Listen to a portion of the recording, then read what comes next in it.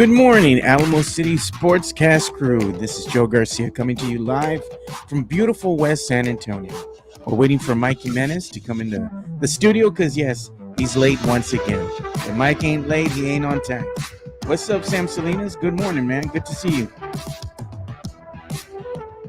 Got a lot of things to talk about today. We're going to be talking about the NBA draft. We're also going to be talking about the draft watch party, where we're going to be hosting that at. Oh, look at who showed up. Mike's just pulled up to the studio.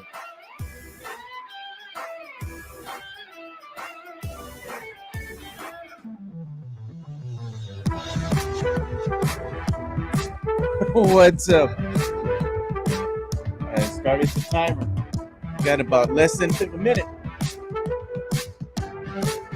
37 seconds. All right. Thank you, sir. Your mic is hot. Look at that. You still got 20 seconds left.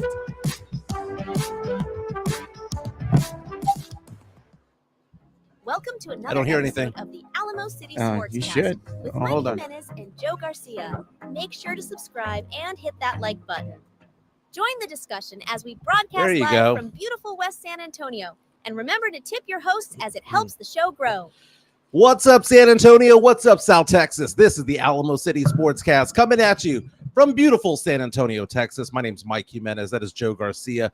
Big show today. It is a Monday. It is a Monday before the NBA draft. We're going to party for that draft, which is Wednesday night. First pick at 7 p.m. Going to get there at 6 p.m. Joe, we have picked a spot for our NBA draft party. The reveal is that it's going to be over at Pete's Place over in Old Town Helotes. We got the good tables, Joe. I've been speaking to management already. We've got the good tables, baby, and I'm excited. We can be outside by the big screen. We are now. Pete's Place is both an indoor and outdoor type of thing. Okay, so it's not a fully outdoor bar, but it's a fun place to be in Old Town Helotes. I wanted to check out that place simply because, I mean, the big screens. And I know we had talked about other places. Like last year, I watched the NBA draft. Actually, I watched the lottery over at the Roo Pub, right? So the Roo Pub is kind of a big happening thing. We talked about the Rock. Yeah. Dude, my problem with the Rock, not enough parking, man. And I think that there's going to be way too many people there. There's no way that we're going to be able to congregate as a group. And that's the thing, the consensus that Rick was saying as well. He was in agreement with you because there's really just one way in, one way out, limited parking, and everybody's going to be sprawled out, you know, by the time you get there, because it's going to be happening place on draft night. Right. You know, so I have a video on my screen here of Pete's Place. This is I took this video last Tuesday when I was there. Let me see here. There it is. That's a pretty nice place, dude. I did something wrong. Here we go. But anyway, I did something wrong. Here we go. Pete's Place. Here we go. So this is over at Old Town Hello. So the outdoor area is where we're going to be, and get my finger out of the way there. But we have a big screen right there on the outside. That's where the party's going to be. Those tables there in the front belong to the Alamo City Sportscast right there. Nice. Again, this is Pete's Place of Old Town Helotes. Pretty inexpensive drinks. They have drink specials every night. Who knows? We might hit them up for a sponsorship, but they seem to be pretty excited about it. In fact, hello, Demon Mike. But they were asking the question, are y'all doing a podcast over there? Do you want to do a live broadcast? And I said, I hadn't even thought about it. But as of right now, we're not. But there's nothing to say that we can't fire up a laptop or two and make something like that happen. But this is Pete's Place, Old Town Helotes. Very nice. So if you know where Flores Country Store is, it's basically about a half mile down from right next door. And look at that. Sam Salinas says it's a cool, chill place. Are they going to allow teenage sons to come into the Dude, I don't facility? know, man. Every time I'm there, I never see kids, especially at night. Now, I will say one thing about this place. Because a lot of college kids go there and they tend to run out on tabs, every time you make a purchase, it's a new swipe. Okay, you cannot run a tab over there. It's a brand new purchase every single time because, again, people run out on tabs and things like that. And I've seen that at various bars around town, but I'm excited about it. They've got, good-looking bartenders, man. They've got a lot of eye candy out there. Again, this was last Tuesday. Wednesday apparently is one of the slower nights, so they were excited. They were like, oh, you're going to have a party down here? Damn straight we are. I already had about 10 people reach out to me last night saying that they wanted to go. So, again, Pete's Place, Old Town Helotes will be the site for the Alamo City Sportscast NBA Draft Watch Party. Yeah, and Spernandez will probably be out there with us as well. And our good friend Steph, Chicana Fuerte, she'll be out there as well. Sean Quintero, who's one of our listeners, is also going to be out there. Alex Noriega, who's also one of the listeners who takes part in our maybe live Brandon stream. Medina might be out there. Yeah, good. I have 4 or 5 friends of mine who are also they watch the podcast, but they don't actually take part in the chat. They're going to be out there, so I'm anticipating 25, 30 people minimum. Yeah, we'll invite Rudy Campos Jr. as well from Sweep the League, see if he wants to come out hang out with us. It's going to be a fun time out there, man. Big show today. Again, we're talking about the NBA draft. In fact, the final mock drafts are coming out, Joe. And it's interesting because when it comes to the final mock draft, that is when they're going to basically say, we're going to put it down right now. This is what we believe it's going to happen. Yeah. We're not going to take away any more. This is the final mock draft. Well, the first final mock draft came out today from CBS Sports. We need to get into that because it changes everything for Spurs fans. 2 names that they say the Spurs are going to take at 4 and 8 on a final mock draft. Nice. That we had not even considered. And I wouldn't mind it, to be honest with you. And I know Joe wouldn't mind it at all. Yeah, look at Mario Cavasso says, save him a seat for the draft party. I just want to give a quick shout out to everybody who showed up, as we were celebrating my new job, on Friday at Twin Peaks. It was a good time to be had, A special shout out to Chicana Fuerte and Fernandez for coming out. They brought the kids. It was nice to see everybody there.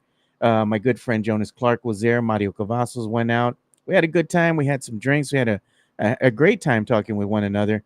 And also shout out to my guys from the Countdown City Geekcast. Nice. They invited me to an after party, and I went to Pat O'Brien's. Oh, Pat O'Brien's. Yeah, on the Riverwalk afterwards. How many hurricanes you get? Oh, I don't know, dude. I lost count. My good friend dropped me off, Jonas, and I just walked across the street, went straight in there, went upstairs, and they were having like a private party because they were celebrating their thing that they were doing at the Alamo City Comic-Con and car show. Yeah. So I lost track, dude. I went up there. I made friends with the bartender. I was having a good time. Pete on the Alamo. I mean, oh yeah, dude. It was a late night. It was a good time, man. I started drinking at 3 o'clock. I don't think the drinking stopped till about maybe 2 or so. That is fantastic. Good Friday. Congratulations for you and all your success when it comes to all that. Again, we were talking more about the show where we're talking about Edwin Diaz, the Major League Baseball pitcher, ejected. Some funky stuff on his hands. We'll get into that. Don't know if anybody watched last night's game between Chicago and Indiana in the WNBA, but that's also known as Caitlin Clark against Angel Reese. Went down to a 1-point game. Yeah. What does she call herself now? It's not Bayou Barbie now. It's what is it? I think it's Chi-Town Barbie. Chi-Town, yeah. Whenever you go to a golfing event or you watch it on TV, the Masters, PGA Tour, all that stuff, PGA Championship, British Open, you hear, get in the hole! I hate that. But this weekend, as we watched Scottie Scheffler win yet another tournament, a new phrase was thrown out there. And we're going to get into that new phrase because it has taken the world by storm, fair or foul when it comes to it all. The video Not Like Us by Kendrick Lamar was shot this past weekend over in Compton, California. And I had a debate on social media, specifically on Twitter, asking the question, is this the greatest hip-hop song since Lose Yourself by Eminem, 20 years ago? Yeah. And it started a little bit of a debate on that. We have to get into this a little bit because I think there's a difference between various forms of hip-hop, and I'm not a historian, man. I am not the expert in it. But the vibe that I'm getting from this song, and now you're seeing it in sports right now, if you watched a Major League Baseball game, Not Like Us was somebody's walk up to the either to the mound or to the batter's box. Yeah. All weekend long, it's starting to become a thing. So much so that the forecaster in Houston, one of the meteorologists, did his own rendition. Oh God. We got to get into that as well. You know what else we're going to talk about? Ryan Garcia, man. That's right. Ryan Garcia. He's all over the place. He's not a boxer anymore, right? He says he's retired. So he tried his hand at both poker and at stand-up comedy over the weekend. Oh, man. I know that he's a poker player, and from what I understand, he's a pretty good one. But comedy is not his thing. Man, he tried, bro. He tried. But it was funny, though. We'll show videos and stuff of it as well. But at that poker tournament, he was there next to Jimmy Butler, man. And Jimmy Butler looked like he wasn't feeling a certain way with Ryan next to him. Yeah, Jimmy Butler was looking at him like, please get away from me. Please get away. It's the 40-year anniversary of a beloved movie.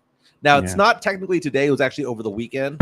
But 40 years ago, The Karate Kid came out. Ralph Macchio, Billy Zabka, Pat Morita. The Karate Kid turned 40 years old. Does that make you feel old out there? Does that make you feel old?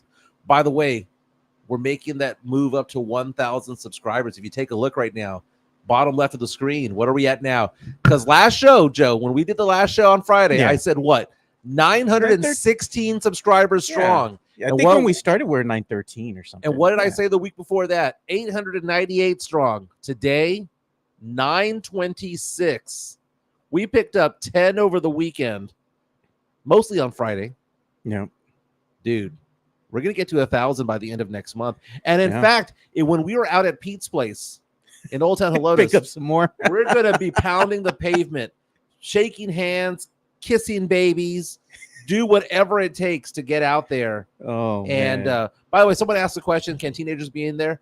I don't think so, because I know they card when you walk in the door. They do have food there, by the way. They do have food. Joe, what'd you do this weekend, man? Oh, man, just did a lot of honeydews here at the house, man. We cut the grass, as you saw in the morning here. There's a whole bunch of little grass clippings I got to sweep up here because I didn't have time. It got too hot, man. So me and my son were doing that. I was taking care of the wasp problem we got in the backyard by the pool.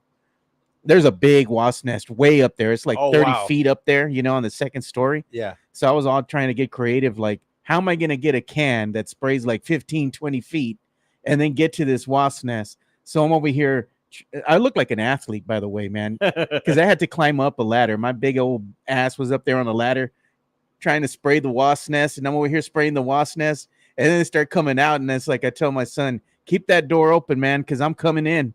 I don't want to get stung by the wasp, but man, now we just got to go and knock them down, So I got to get the power washer and find a way to get those wasp nests and get them knocked down and dispose of them. Dude, wasps are a pain in the ass. They are. They don't stop stinging you, man. They ain't a honeybee. Man, I've got a bunch of birds who have set up a nest outside my house. Get rid of them now. And now I'm like, you've got the little baby, the chirping going on in there. Birds. And I actually don't mind it. It's the woodpecker that drilled a hole in the side of my house that pissed me off. I got one too in the backyard. They go after the red ants that are in the mesquite tree that's in the neighbor's yard, not in my yard. And that woodpecker comes by like every evening, dude. Yeah. See him out there eating those little red ants or whatever. That's crazy. Yeah. That's crazy. And that's weird. They're nuisance, because they can go in. They make a lot of damage in your home or on the property. Yeah. Now, I do have a meeting that I'm taking after this show. So after the show, we end around, 11:30 or so? Yeah. I'm going to make my way over to a particular high school and have conversations because I was asked over the weekend to be a high school football announcer. Can you hear me over the PA, Joe? I can barely hear you. 13 yards on the run for Joe Garcia. He's got 44 yards on the day. Do you need to have that fake voice? Or can I just be myself? You're going to have, was it that Bill Parcell? What's his name? Yeah. The guy that used to do the announcing from way back when. Dude, I'm going to be like Jimmy the Greek out there talking gambling. What's the over-under on this high school game? What was the guy that they were trying to go ahead and imitate? Is it an Better Off Dead? Cosell? I am Howard Cosell. Sith Elias coming out saying, that's badass. You have the voice for it, Mike. Again, you can take part on our stream here. You know what, Joe? What we didn't do, and I was thinking about this, Joe, and I saw someone do something similar online. We have things to give away, right? We have the Wemby card and all that stuff. Maybe we have a contest. How about this as a contest, Joe? We haven't talked about this. Sure. If somebody can identify who the Spurs are going to get at 4 and 8, if they can pinpoint those players or who the Spurs are going to get at number 4, entered into a drawing, and they can get the Victor Wembanyama Rookie of the Year card. So this is the way we're going to work this because we want to get our sponsors involved, right?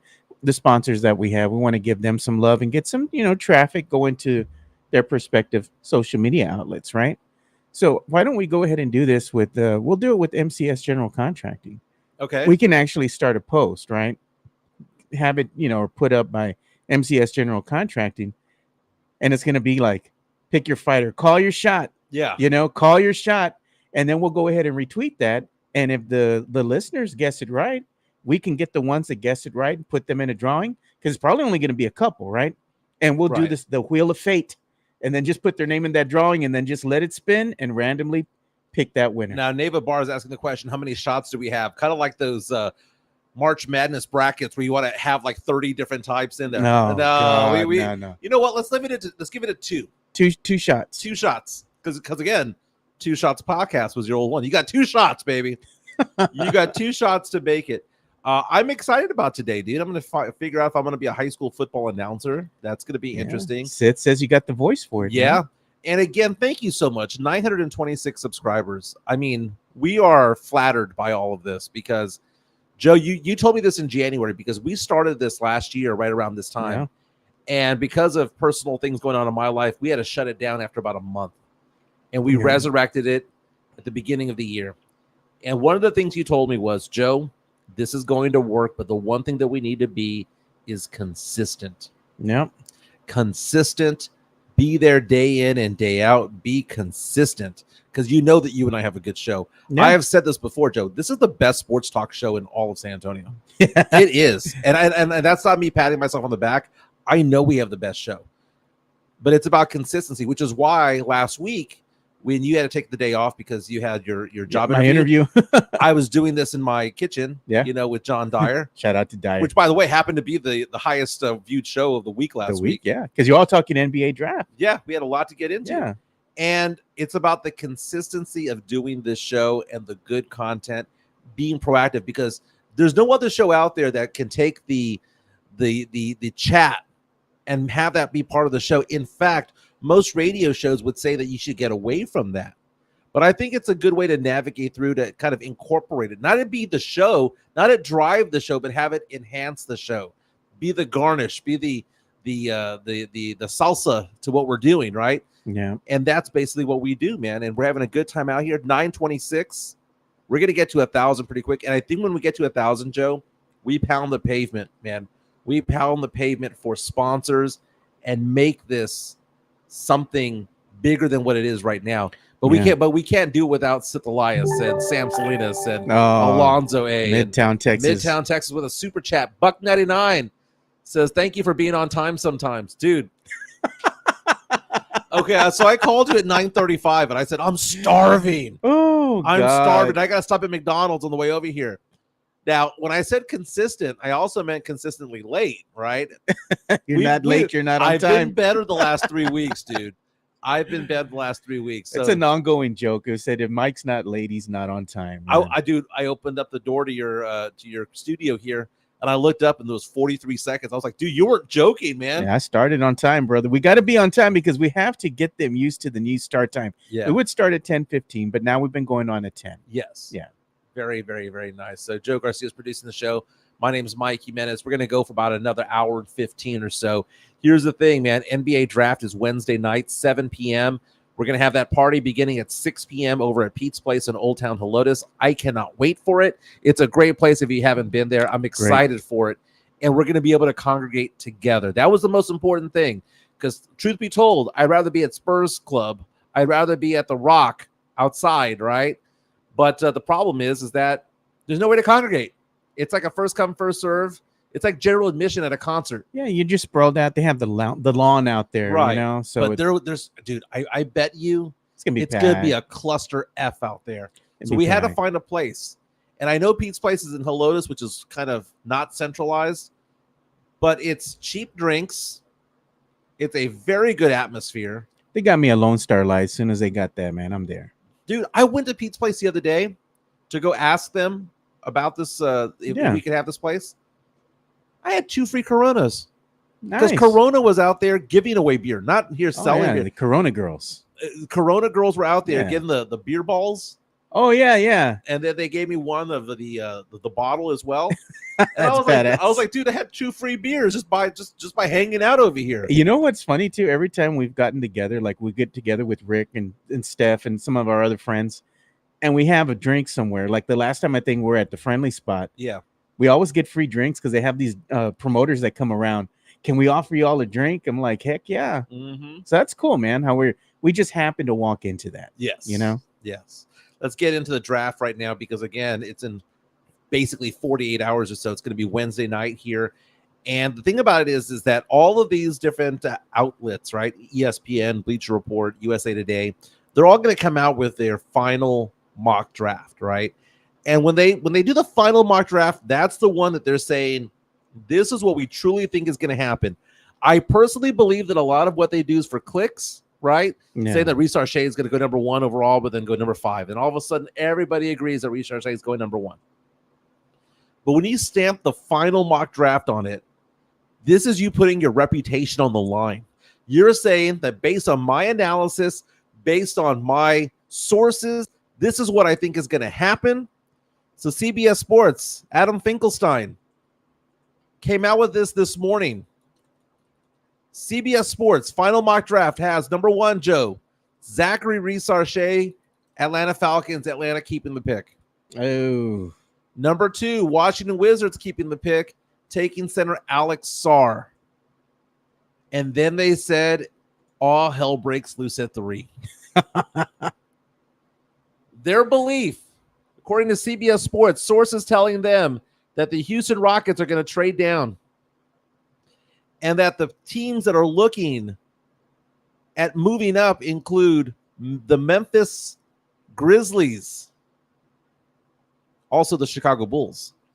But they believe that the Grizzlies are going to move up at number 3 and take center Donovan Clingan out of Connecticut, which means the Spurs are there with 2 options here.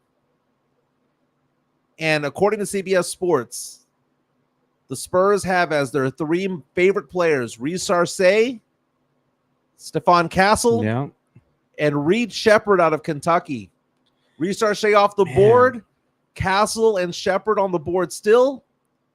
And CBS Sports says that if that trade happens, if the Rockets trade down, because the Rockets are linked to who? Reed Shephard. Yeah. Every single mock draft says that if the Rockets are picking at number 3, that Reed Shephard's their guy. Yeah, they want the Spurs guy. At number 4, the Spurs would then take Reed Shephard, 6'3" guard out of Kentucky. And that scares me and excites me at the same time, Joe. Reed Shephard averaged 13 points per game last year off the bench for Kentucky, but shot 52% from 3, averaged 4.5 assists, 4 rebounds, started some as well, and he averaged 2.5 steals. But the biggest question, can he get the ball to Wemby? Can he get the ball to Wemby? Dude, a 44.5-inch running. That's not 23 inches. Like Saloon with a max vertical of 24 inches. Well, the max vertical that Saloon had was 32 when you run. Oh, right? yeah. So this one, a running max vertical of 44.5 inches, which was the highest at the combine. Guy's if flying. This guy was 6'6", he'd be the number 1 overall pick by far, but he's 6'3". But he's got hops, man. He's got hops. He can dunk it over the backboard for crying out loud. Reed Shephard, he has a 23-inch vertical. 25. 25. Okay, 25. Yeah. But he has small hands. You're right. You know? And what was his running vertical? Like 30? 32. I'm like, God, man. So the running vertical for this guy is 44. The standing vertical, I believe, was 37. Yeah, like, wow. Dude, he jumps out of the gym. He is 6'3", but he plays like he's 6'6", 6'7". He likes to get steals. Reed Shephard excites me, dude. He does excite me. What about Castle? But it scares me. It scares me because his size. Same thing. Yeah. Dude, Chuck McIntyre. Okay. At Maximum Sports, Fox 29, used to always say you can't teach height. Can't teach height, but you know what? Stephon Castle is also intriguing as well. Would be on the board. But he's not a big guy, you know? Well, he is. He's 6'6.5". He's 6'6", but I'm talking about like girth-wise. Girth-wise. Yeah, you know? yeah. He still needs to work on that a little bit, but I mean, I would not be opposed to having either Castle or Shepherd. But look at this, though. The way that it would unfold, according to CBS Sports' final mock draft. Number 5, Matas Buzelis, who, by the way, is going to be at the Rock again doing a last-minute workout with the Spurs if he hasn't done it already. A lot of Spurs fans like Matas Buzelis. Dude, his height goes all over the place. Some places say 6'8", some places 6'10". He's right around there, small forward. He's very athletic. Wouldn't he be an upgrade over what we have already? We really don't have a 3. That's what I'm saying. Wouldn't he be an upgrade? At number 6, according to CBS Sports, again, they have Reese Shea going number 1 to Atlanta, Sarr going number 2 to Washington, Klingon going 3 to Memphis, that Houston would trade down, not take Reed Shephard, and because Reed Shephard's still on the board, Spurs would take him at 4. Matas Buzelis at 5. At number 6, Stephon Castle going to the Charlotte Hornets. At number 7, Cody Williams, the brother of J-Dub of the Oklahoma City Thunder. Cody Williams of Colorado going number 7. And at number 8, another player we have not even talked about, Dalton Connect, who played 4 years at Tennessee, 6'6", also a small forward, averaged 22 points per game, 5 rebounds, 2 assists, shot 40% from 3. So look at that, Joe. If it's Reed Shephard and Dalton Connect, that would be the Spurs way of saying we're going for shooters. We're all in. We're all in for shooters. Hey, I wouldn't be opposed to getting some bucket getters, but you know what's funny to me? When you look at Dalton Connects, right? Scouting report. Yeah. What are his pro comparison? What's Josh Hart. Josh Hart. Okay. And it's kind of hard to say who these guys are. By the way, the rest of the mock draft that they have there, CBS Sports' final mock draft, they have Tijani Saloon from France going number 9 to Memphis. Devin Carter, the point guard from Providence, going to the Jazz at number 10. The Bulls getting Jared McCain, point guard from Duke at 11. Nikola Topic going to the Oklahoma City Thunder at 12. That's their type of pick right there. You know, yeah. You know, he has bad ACLs, but it's just one of those things where you look at him and you go, hey, value pick. He's a top 5 guy typically. So Dalton Connect out of Tennessee, Reed Shephard. First of all, it's all about the shooting at that point. It is, man. But that's what's going to be so exciting about the draft and why you should come out to the party on Wednesday night is because we don't know what's going to happen. Dude, there's a chance the Spurs have no picks this year. Wouldn't that be funny? Going to the draft party and then hearing with the number 1 overall pick, the Atlanta or maybe they only have 1. The Atlanta Hawks have traded the number 1 pick for the 4 and the 8. What if we get Trae Young on Wednesday? What if we bring back DeJounte Murray on Wednesday? Wouldn't that instantly make the team better? What if we pull a trade? Yeah. And again, the reason why a trade is very possible is because there's only 15 spots on the roster. Had this conversation with my dad over the weekend, and I've mentioned this on the show before. You only have 15 spots on the roster. That's it. Even if they are sent to Austin to go marinate, okay, I'll have them on the roster. I'll give you an example. Sidney Sissoko, who did very well for the Spurs in Austin last year, will probably be with the Spurs this year in San Antonio. Yeah. He did not count. Why didn't he not count? He was a second-round pick, right? Second-round pick does not count. So you can send him back and forth from San Antonio to Austin, does not count as the 15. But if you are a first-round pick, even if they were to send Blake Wesley or Malachi Branham to the G League, he still counts as part of the 15 because first-round draft picks are part of the varsity roster, if you will. Yeah, I think that's what Spurs fans don't understand. They're like, well, just send him to the G League. And like you said, it doesn't work that way. It doesn't work the way they think, you know. But at the end of the day, when the Spurs, if they went ahead and they keep their draft picks, they keep all 3 of them, you got to make room. You got to let somebody go. Let's see some of these comments that are coming in on our YouTube stream. Again, we like to read our best ones out here. Again, if you just joining us right now, CBS Sports released its final mock draft. It says that Houston would trade out of the number 3 spot to Memphis. Donovan Klingon would go number 3 instead of Reed Shephard, who every mock draft has Reed Shephard going number 3 to the Rockets, right? But if the Rockets aren't there, it says the Spurs are going to have that choice there between Reed Shephard and Stephon Castle, the sharpshooter who's 6'3", or the defensive genius who's 6'6", and that they would go for the shooter at that point. Look at this, Nevaeh Bar saying, you were so down on Sohan. What do you think about Castle with his point percentage? No, I understand that. I understand that. And that's a very, very good point. So I'm not going to basically you're saying I'm a hypocrite, right? Slightly. I'll admit it. What is it? What does Pledger call you? Flip flopper. Flip flopper. The thing about it is this. Here's the big difference between the two, is that he has handles, and he can run the break, and he can actually bring the ball up. And because of that, if you look at Stephon Castle's shooting form, there's nothing wrong with it. There's maybe a little thing that needs to be adjusted a little bit. It's not a broken shot with Jeremy Sohan. They're having to rebuild him from ground zero like he's a 7th grader. I mean, he shoots a free throw one-handed, for crying out loud. Okay? His shot was so broken that they had to like implode it and then rebuild him from scratch. You don't have to do that with a Stephon Castle. Stephon Castle is probably going to be a decent three-point shooter here in the NBA. Decent. I didn't say great. Decent. He reminds me of Tyrese Maxey. That's why I like him so much. He reminds me of that type of player who could potentially, if the offense starts clicking, get to a level of a Tyrese Maxey potentially. Okay.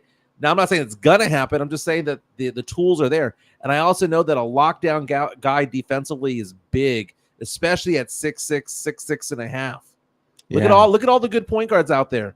You know, from Steph Curry to Jamal Murray to Luka Doncic to all these guys. You need somebody who's going to lock down a point guard.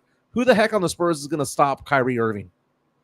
You need somebody. Sohan can't guard all 5 players at one time, right?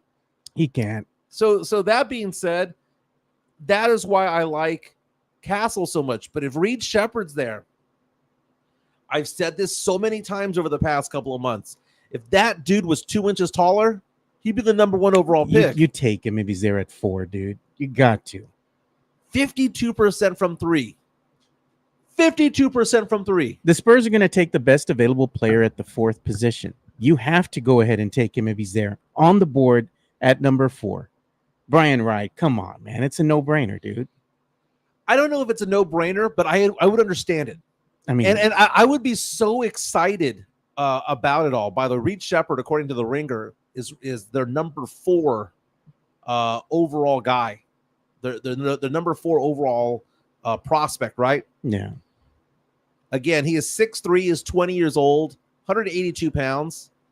52.1% from the 3. Right. And this is the full scouting report basically goes like this. According to the Ringer, by the way, this is Kevin O'Connor's analysis updated this past weekend. Says, quote, a menacing defender and a spark plug scorer who plays bigger than his body, combination player of Steve Nash and Derek White. Steve Nash offensively, Derek White defensively. It says the pluses. He might be small, but he makes a massive defensive impact with incredible instincts and quick hands.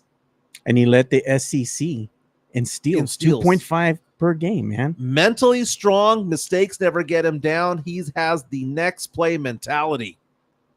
Excellent shooter with a quick high release and deep range. You know what I liked out of that whole scouting report? Yeah. Shooting touch that extends to anywhere on the floor. What do the Spurs need in this roster? Scores, bucket getters. Get him. They asked the question, can he become a lead point guard? It says, quote, his ball handling skill needs to be mastered, but he has the necessary baseline handling ball skills with a speedy left to right crossover and a bag of hesitation moves. He has poise, he has vision, and he's good on the pick and roll. The minuses, the concerns, his height. Stellar defender, but would have to play point guard at that point if you're 6'3". And does that make him a defensive liability? And then the other thing is, he sucks under ball pressure. You double team him, he makes bad decisions sometimes. Yeah, but so do a lot of the other more seasoned players as well. Mm-hmm. A lot of these players in the NBA that are good. They're good offensively, but they're just not great on defense. And nowadays, and in today's NBA, you don't have to be a great defender. You just have to be able to lock somebody down or be able to play defense in spurts. Well, let me ask you this. Reed Shephard versus Rob Dillingham. So people are asking the question here. You know, Bainstein says Devin Carter is my boy in this draft. We have a Midtown saying we need a double team buster from deep. Okay, so here's the thing. If the Spurs get Reed Shephard, they have no reason to get Rob Dillingham. No. Dilly's gone. Is gone. they have the exact same makeup. It's just Reed Shephard's 3 inches taller. He's also a better shooter, right? But Dillingham is a better driver, better ball handler. Although that would be fascinating, though, if they got both, right? If they got Kentucky's backcourt, right? The Spurs have a history of drafting Kentucky guys. Keldon Johnson, right? The Spurs have a history of doing that. You know that if they went to Kentucky, that they were coached right. You know, there's certain NFL teams that love certain college football teams, like Georgia. They like Stanford. Why? Because they play pro-style offense, pro-style defense. Oh, God, look at Jason Garcia. He says, who's worse at the free throw, Shaq or Sohan? It's Shaq. Sohan got it to 75%, baby. 75%. I mean, I can't fault him. The Papa shot's working. Okay, so the Spurs were to get Dalton Knecht, by the way. Dalton Knecht, according to The Ringer, their analysis is Dalton Knecht is the 9th best player in this draft. However, here's the thing. He's 23 years old. He would automatically be one of the oldest Spurs on the roster as a rookie because he did all 4 years. I'm getting away from the fact that we should punish people for being 3 years, 4 years. If the Spurs get Devin Carter, he played 3 years at Providence, right? I'd be okay with that, right? It should be okay. It should be experience. Not everybody that you pick needs to be 18. Personal opinion. But Dalton Knecht, 6'5.5", 23 years old, 212 pounds, wingspan of almost 7 feet.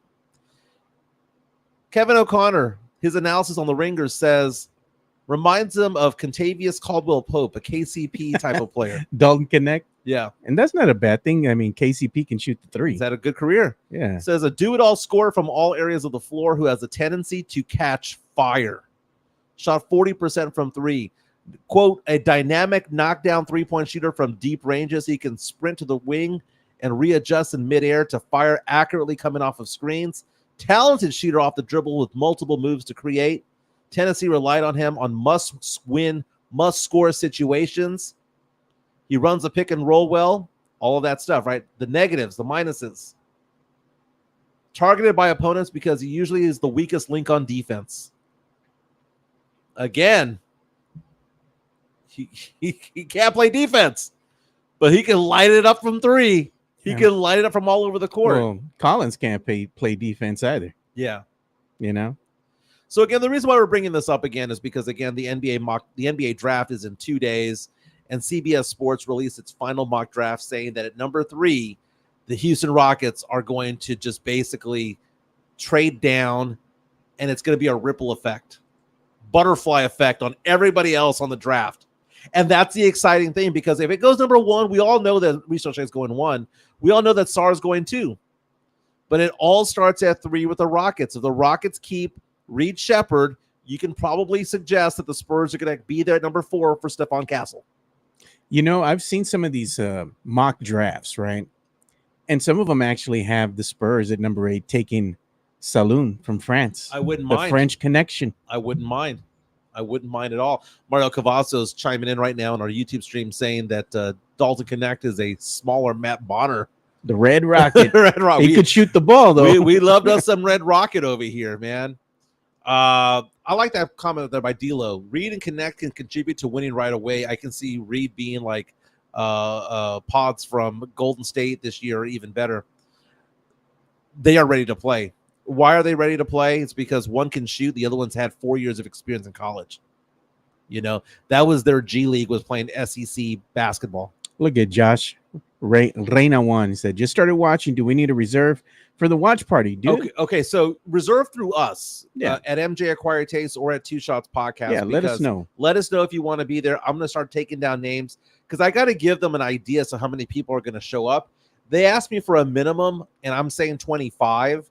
But to be honest with you, because we did we were over at Mad Pecker Brewery, last fall for a fantasy football draft. Yeah, we had 30 people there. Yeah, we were filling up that place, man. And we barely even advertised it. We had just started as a podcast. Yeah, it would be badass if we had like 50, 60 people showed up, dude. 60 people show up, and we get to congregate together. But reach out to us on Twitter or just drop us a line saying, I will be there, so that we can make sure that we got a seat for you. Because right now we've got the 3 tables in front, but I do have the texts of both the owner and the manager over there.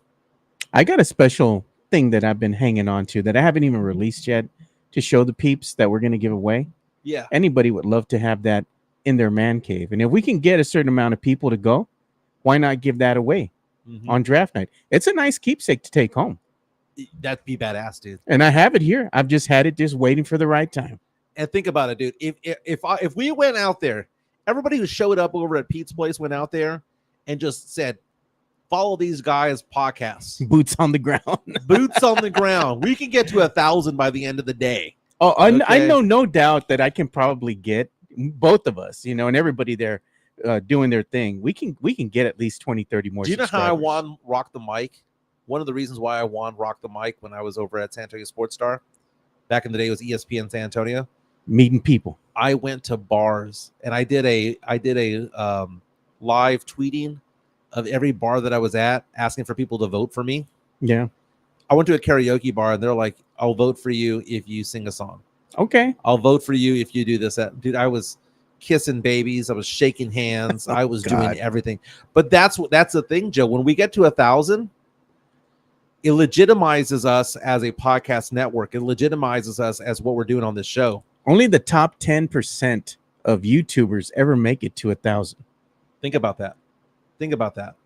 We got to create an OnlyFans. Oh God! Just playing. Mike on the bearskin rug like a George Costanza with the pose.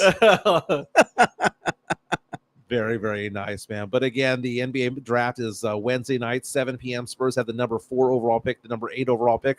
We'll talk more about the draft later on the show, but we got to get into other topics. Yeah, and before we do that, let's go ahead and give some love to MCS General Contracting and our boy Chris Leha. Sounds good. MCS General Contracting, more than 30 years of combined experience in concrete placement. They are the best in the business, honest pricing, high quality work. They get going on house foundations, driveways, concrete patio decks. If you want to extend the deck, extend the driveway. If you're a business and you need to put together a slab, a parking lot, or other concrete placement services or sidewalks, reach out to MCS General Contracting at 210-774-9155.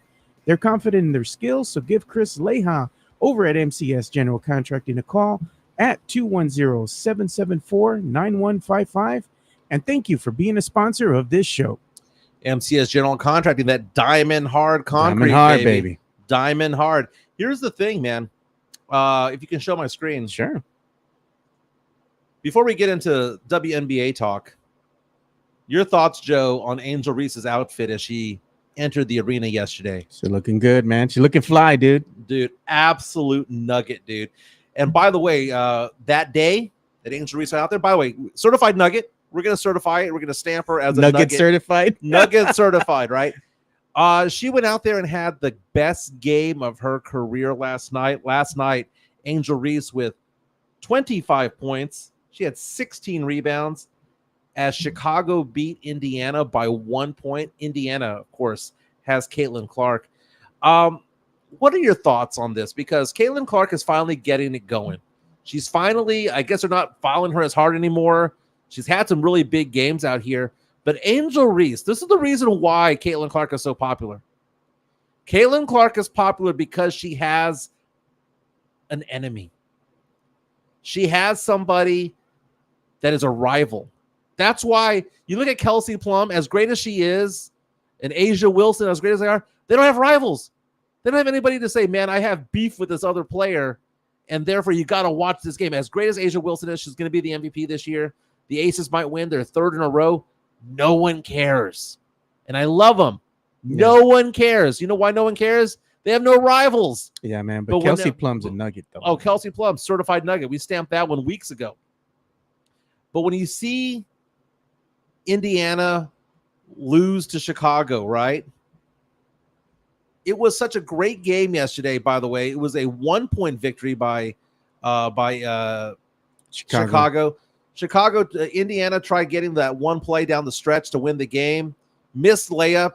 Chicago got the rebound. Chicago wins 88-87. Caitlin Clark's team had beaten Angel Reese's team twice earlier this year. Angel Reese finally got one. But now the big question, Joe, is who's Rookie of the Year? And what do you trust?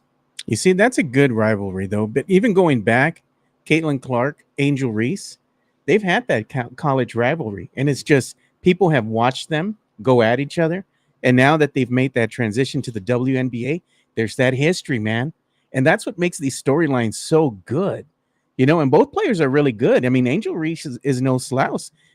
She had, was it the most double-double games, I believe, as a rookie? She has 8 in a Angel Reese has 8 in a row now. Yeah. So, I mean, Angel Reese is getting attention right now as well. It seems like both these players are starting to catch a little bit of fire. They're becoming a little bit more confident. They're getting in their groove. Yeah. The game has slowed down a bit for them. But for the season, Caitlin Clark, 18 games played, started all 18 games, averaging 34 minutes played. I mean, she's doing okay. Her three-point shooting has gone up to 35%. So she's not a bad player. She's going out there averaging 16 points per game. It's amazing what happens when you're not getting slammed on the ground. 16 points, 6 assists, 5 rebounds. That is her stat line for the season so far. But Angel Reese, again, 8 double-doubles in a row. Here's her stat line now. Okay, we saw Caitlin Clark, right? 16 points, 6 assists, 5 rebounds. Yeah. Angel Reese for the season, 13.2 points per game, 11 rebounds. She's in the top 5 in the NBA in rebounds. Also averages 1.7 steals, one of the top 10 in steals in the WNBA. Dude, if they take Rookie of the Year away from Caitlin Clark and give it to Angel Reese, like that. Hell is going to break I love loose. it. I would love that, dude. You know how that would go ahead and just shake up the WNBA world? But you know what?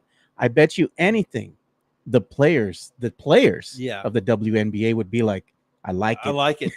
Well, look at the last 5 games for Angel Reese, right? Last 5 games. And by the way, her team, Chicago, has won 2 in a row. Yeah. Look at the stat line for Angel Reese. Tell me this is good. Coming into her own. 20 points, 10 rebounds. Is that a good game? It's a hell of a game. 10 points, 14 rebounds. 11 and 13. Last 2 games that they've won their games, right? 16 points, 18 rebounds, 3 assists, 2 steals. How about this one? Last game, 25 points, 16 rebounds. The last 2 games in which they have won, she's averaged 20 points and 17 rebounds. I'm telling you, the Rookie of the Year contest is a lot closer than what people want to admit. But what's going to actually go ahead and put that over the hump? Doesn't record have something to play into it as well? Well, both teams are kind of similar when it comes to it all. They're not that good. I get that they're both not great, but at the end of the day, doesn't the team that has the better record affect the voting, don't you think? Agreed. And it's so funny because you look at the shooting style, you see them play. Oh yeah, different, dude. Angel Reese can't shoot for anything. She makes her life in the paint. Yeah, and that's the difference. Is that they're like, well, she doesn't shoot threes. Well, that's not her game. You don't have to. I mean, she is out there playing Draymond Green style basketball. Yeah, she gets rebounds, she gets putbacks, she gets assists, she gets steals, and she's scrappy, dude. She's scrappy, dude. And it's so funny. You asked about their records, by the way. The Indiana Fever right now, 7-11 on the year. That's Caitlin Clark's team. Chicago Sky is 6-9. They take the top 8 teams into the playoffs. As of right now, Chicago Sky, Angel Reese's team, would make the last playoff team. Indiana Fever are 2 games behind right now when it comes to it all, but there's still about 20 some odd games to go. Yeah, I mean they still have some games to catch up there. Oh, thanks, Tex-Mex Frank. I love this little notification that we get. Okay, so what's his question? He says, "Hola muchachos, curious where Marisa Trejo beauty contest from El Paso is on the nugget scale. Remember, Mike, she is probably someone's abuela." Oh, wait. There's a beauty contestant from El Paso named Marisa Trejo? Marisa Trejo. Okay, let me see if I can find this. I can't find anything. I'm going to look this up. We'll look this up during our commercial break. But ain't nothing wrong with those who are abuelas, right? Dude, I went out with a girl one time. She was 31 years old, 32 years old. This was years ago. And I asked her if she had any kids. She goes, "Yeah, I have a couple of kids and a grandchild." Yeah. And she was 31. I was doing the math. I was kind of like Brian Windhorse. I was like this. Oh, trying to calculate what's going on. Damn, look at that. Sam Salinas says that she's about 71 years old or something. She won a beauty contest. Really? That reminds. We got to look her up, man. Okay. Sam Salinas is like, hold on, Joe. Wemby won Rookie of the Year over Chet. But here's the disparity with that. Wemby was just so good, and then when he went up one-on-one against Chet, he made Chet call him daddy. When they went, dude, that block that happened at he snatched his soul, bro. Dude, that was the end of it. He took that ball away from him mid-stride, dude, and just went down the other side of the court. And it was so great of a block. And also it was to win the game, for crying out loud. It wasn't just like some block in the middle of the first quarter. Spurs are down 20. Yeah. This was a game this was like a very important shot, and Wemby just completely stuffed Chet. And at that took point, over that game in the fourth. And that was when everything fell into place for Wemby. And Wemby started playing like a top 15 player in the NBA. By the way, I saw the I want to say it was NBA.com's top players for the year. Yeah. Who they believe are the best players poised for the year 2024-2025 season. They have Wemby ranked as the 10th best player in the NBA. All right, I can buy that. But, it's really up to Wemby to come into his second season. If he really wants to make a name for himself in this league of, hey, I'm going to be higher than 10. Mm-hmm. Come right out the gate hot, man. Show him what you got right out of the gate. I mean, 10's a fair number. Yeah, it's a fair number. I think it can be better. Because the players that were ahead of him were like, Jokic, were Luka. You had players in front of him that were like Jaylen Brown, Jason Tatum. Yeah. They had, but if the players, Joel Embiid, Giannis, yeah. The players behind Wemby though included like Kawhi Leonard. Oh, they had Kawhi Leonard like at 12. Well, he only plays part-time, man. Come on, he shouldn't even be there. But it's a great thing, dude. It's a great thing. They also had a conversation about this. I like this comment. What's that? Chet got violated by Wemby. That's great. Let's get some love to Jeff Garcia from Locked On Spurs at Ken's 5. We can give him some love. Locked On Spurs is your daily Spurs podcast, hosted by Jeff Garcia, the lead Spurs writer for Ken's 5 San Antonio. Jeff has a healthy plethora of guests all the time on the Locked On Spurs podcast. You can also follow Jeff on Threads at Jeff G Ken's 5 SA. You can also follow Jeff on Twitter at Jeff G Spurs Zone. So make sure you go ahead and give Jeff a follow not only on Threads and Twitter, but also on YouTube at youtube.com/@LockedOnSpurs. This is where you're going to be able to find the replay of the Locked On Spurs podcast. Make sure to like, subscribe, and share.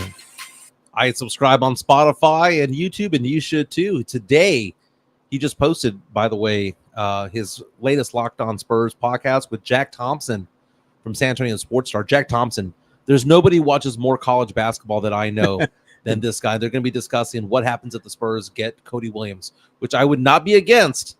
It's in the family blood, baby. His brother, Jalen Williams, star for the Oklahoma City Thunder. What happens if the Spurs get Cody Williams?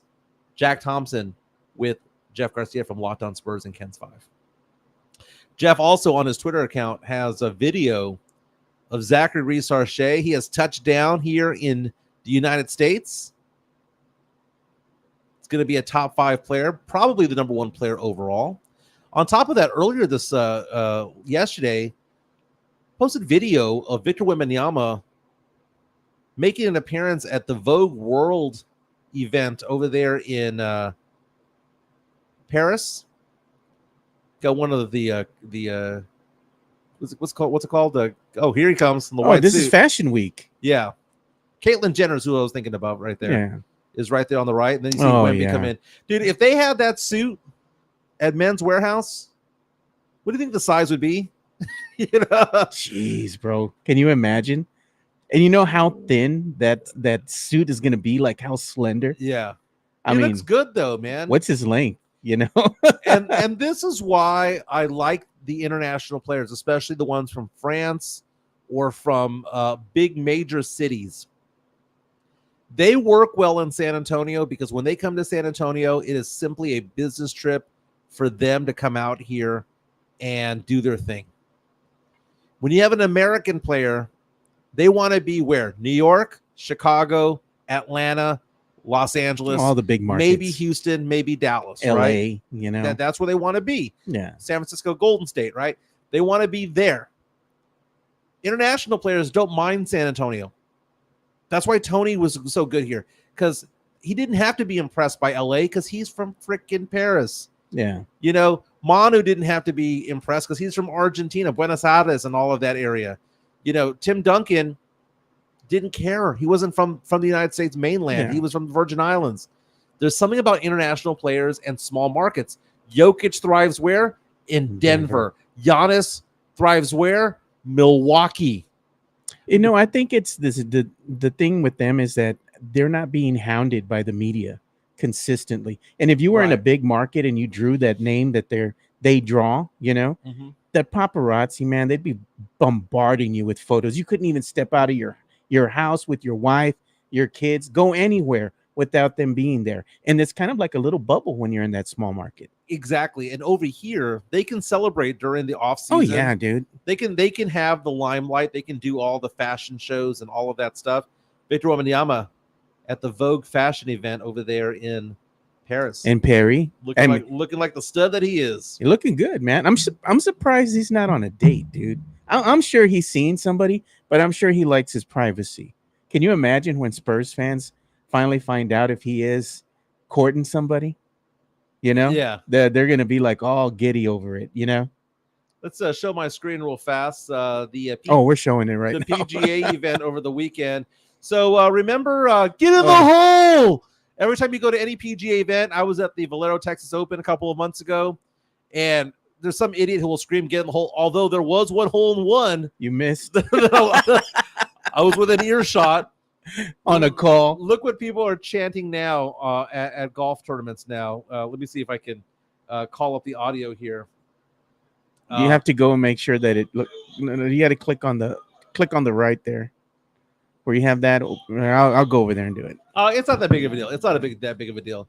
But okay, so anyway, people are going off and they're striking the ball, and instead of screaming, "Get in the hole," all week long it was Hawk Tua. You know what we need to do, man? If this is still a thing by the time, you know, the Spurs preseason games are starting, we should make some shirts that say that. Interesting. You know, that say Hawk Tua or something. Some funny phrase, you know, that we can wear. Why don't we have a Demon Mike t-shirt? Hey, we can. By the way, the Hawk Tua girl, I saw this one video and I retweeted it or reposted it on TikTok. It was someone putting the Hawk Tua and changing the lyrics to the song Hallelujah. Oh, God. Did you see the one that I sent you to over the weekend? Which one? I said you're going to be singing it in the karaoke. It was somebody did a Hawk Tua, the country one. Yes, I did see that one. The guy who was singing the Hallelujah song was I saw that. I think that was like a TikTok video they've been sharing all over the place. Yeah, that was great. But for them to be out there screaming out there Hawk Tua, which was fantastic, dude. I wonder how long that's going to be a thing, man. You know? Yeah. Is it going to be one of these things that's always going to be said now in sports? I don't think it's going to go away. This girl has been everywhere, man. This Hawk Tua girl. Did you even see they were making like AI generated superheroes? And it was it was like a hawk, you know, like a hawk man or something, or a hawk girl. Yeah. And it says Hawk Tua. I'm like, God, it's a Hawk Tua summer, baby. No, guess who else is everywhere besides the Hawk Tua girl? Oh, God. Ryan Garcia is everywhere. The boxer is now trying his hand at stand-up comedy. Was at the Laugh Factory there in California, forgot his jokes, and decided to shadow box instead. Does that surprise you, though? You know, he is everywhere right now. The guy has issues. I made the comment on Twitter the other day that if I was doing a celebrity death pool right now, he'd be my first round draft pick, dude. That guy is up to no good. Now, again, you may have remembered last week, he was suspended from the from boxing for 1 year, retroactive to the Haney fight.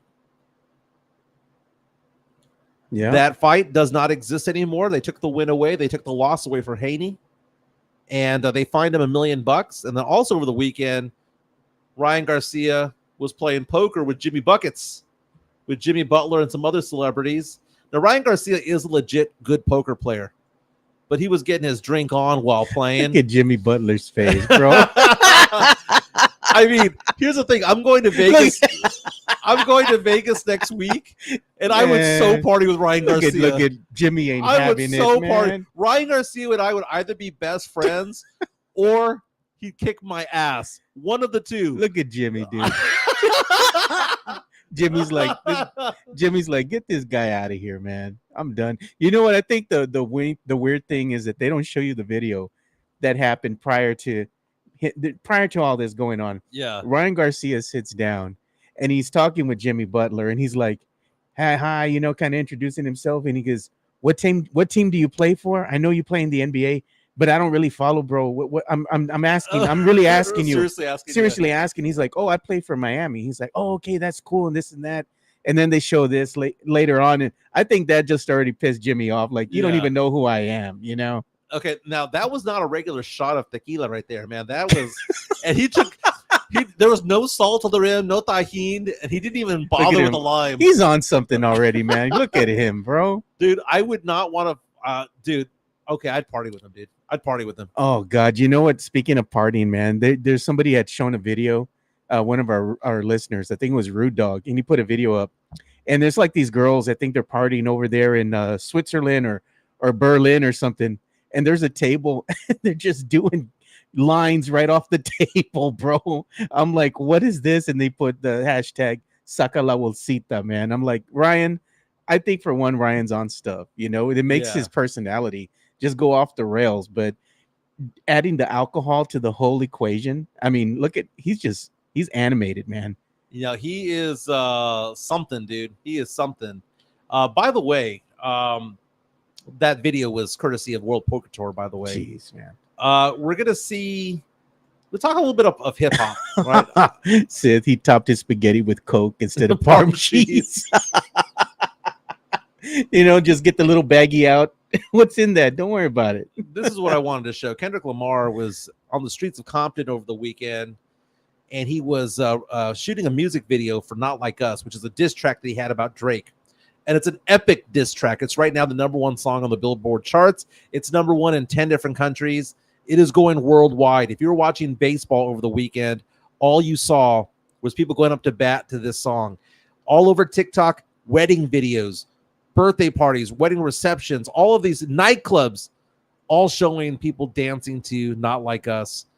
Again, it's a diss track, right? Over 500 million listens already on Spotify. 500 million. And it's only been out for about 4 weeks. I brought up the question, Joe, because Fernandez was on Friday. And Fernandez brought up the fact that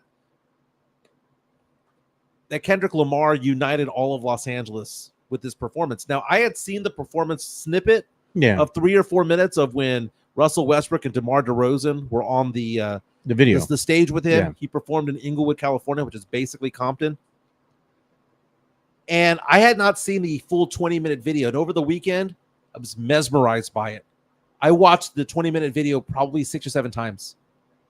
And there is a growing thing with this song that I haven't seen. And I'm an old man, dude. I'm 47 years old. And I'm not a historian when it comes to hip-hop music. And I'm not going to pretend to. I like some of it, not the greatest, right? But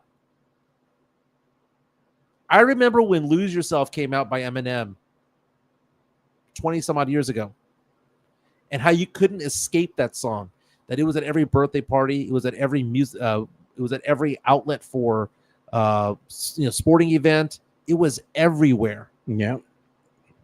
I haven't seen a song like this take off in that way. And I know people reached out. I know Sith Elias was reaching out to me on Twitter yesterday going, well, what about like Old Town Road? Well, that's a gimmick song. You know, and if you were to do like Hotline Bling by Drake, that's more of a pop song, right? Like old school hip hop, old school rap song. This is probably, to me, the biggest rap song since Lose Yourself. Look at JHNSB saying Lamar, he's saying is bringing the West Coast together again. Okay, so in that 20-minute video that you see on YouTube, and I highly recommend that you see it. It had over 1 million views, like 1.5 million views as of like 2 days ago. He had gang members from all over Los Angeles there. On stage, taking a photo, dude. Taking a photo with him. He's uniting the peeps, man. Dude, it was powerful, dude. It was absolutely powerful. It's a 20-minute video, and it has 2 million views now. So 500,000 views since last night. Joe, what are your thoughts on the song, man? Have you heard it at all? I haven't heard it, but we can't play it because then we'll get in trouble here. Oh, I'm not going to play the song. Yeah. I just want to play the background video if that's cool. Yeah, I haven't heard the song quite yet, man, but I'm going to have to listen to it after you guys are telling me, man. It's a great diss track. So back in the day, you had Tupac and Biggie doing the diss tracks and whatnot. And this is considered to be the best one since. Now look who does the introduction. The beginning of the song is Kendrick Lamar saying, you know, I see dead people, you know, kind of like from The Sixth Sense. Yeah. Well, if you see the video, which is brought to you by Amazon, by the way, look who he brings onto the stage to do that part. Is that Dr. Dre? The person who discovered him, Dr. Dre. And here's the best part that I like about all this, about what Dre does here. He kneels in and goes, I see dead people. Like, psst, I see dead people, right? Which is the beginning of the song. Damn, Dre, he's sweating, bro. But look what he does. Look what he does. Look what Dre does. What does he do? He doesn't do a Puff Daddy, a P. Diddy, and dance all around the singer. He gets off the stage to let Kendrick Lamar do his thing. Kendrick Lamar, this was the end of the show, sang Not Like Us 5 times. And the first time that he sang it, let me look at the phones, dude. There's just something about the vibe. That right there is South Central LA. He didn't do this at the Crypto. He didn't do this at a nice place. This is the old school Forum, dude. He's hanging with the Hampton, where man. the Lakers used to play back in the 80s, the Showtime Lakers, right? Yeah, he's hanging with the people, man. This was so great, dude. And just lyrically, basically the song is a couple of things, right? First of all, he's talking about Drake and the allegations that Drake is a groomer. He calls him a pedophile. And the other thing about it is that he goes after Drake by saying, Drake, you're not like us because you go to Atlanta to go get music, to make music when you're not really down with us. Yeah. Right? That you're there just to make a buck. You're not there to actually be part of the community, if you will. But towards the end of the concert, it's going to go to commercial here. He brings out all these gangbangers out there. And he says, look, you know, this is the Juneteenth celebration there about a week ago. And he gets all these different members of different gangs to come together to take a photo. So when Spurnandez said he united the city, he very much did. There was video over the weekend of Billie Eilish, who's a friend of Drake, making fun of Drake about this song. It is a brutal song, dude. It is eviscerating. It was a mic drop, and he already won the battle. This was the victory lap. Others are saying that July 26th coming out on our YouTube stream saying that James Harden was there too.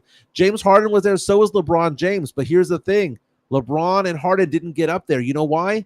Because they ain't from there. They're not from there.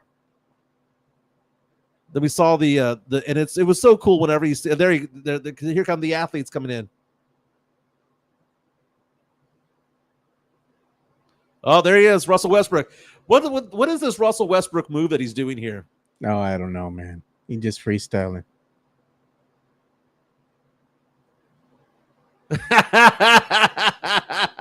He's just having fun, man. And former Spur DeMar DeRozan right there. Oh, DeMar's from Compton. That's true, baby. That's true. This was so great, man. Not Like Us is number 1 on Billboard charts yet again. It was one of the first songs ever to go number 1, despite the fact that it only had a few days of release. It wasn't like out for a full week. Yeah. It was number 1, despite the fact that it was only out for half a week.